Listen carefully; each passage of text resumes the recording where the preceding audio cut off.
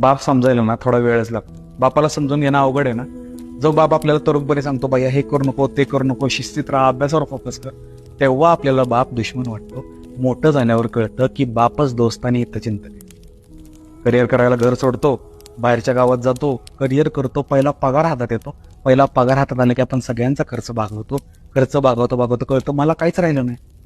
मग प्रश्न पडतो की माझ्या वडिलांनी एवढीशा पगारात सगळं मॅनेज कसं केलं, सगळे खर्च कसे भागवले.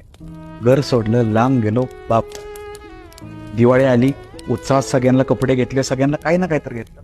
मला घ्यायची वेळ आली तेव्हा मी थोडा मागं सरकलो. मग प्रश्न पडला, मी पप्पासारखाच होतोय. पप्पाने तरी कधी कुठं काय स्वतःला घेतलं. घर सोडलं की बाप कळतो. लहानपणी वाटायचं की पप्पा शांत शांत का असतो, पप्पा हसत का नाही, दुकानातून आला, जॉबवरून आला की पप्पा शांत का बसतो. मोठं झाल्यावर त्या प्रश्नांची उत्तरं मिळतात. ज्या सफरिंगमधून, ज्या पेनमधून, ज्या सगळ्या गोष्टीतून तुम्ही आता जाताय, त्या गोष्टीतून 10 पटीनं तुमचा आणि माझा बाप गेला. पण तो कधी व्यक्त झाला नाही, तो फक्त हसत राहिला आणि चालायचंच म्हणला. आणि बाप चालायचंच म्हणला म्हणून घर चालत राहिलं. बाप कधी व्यक्त होत नाही, तो फक्त हसतो आणि शांत बसतो. मोठं व्हाल तसं बाप समजतो.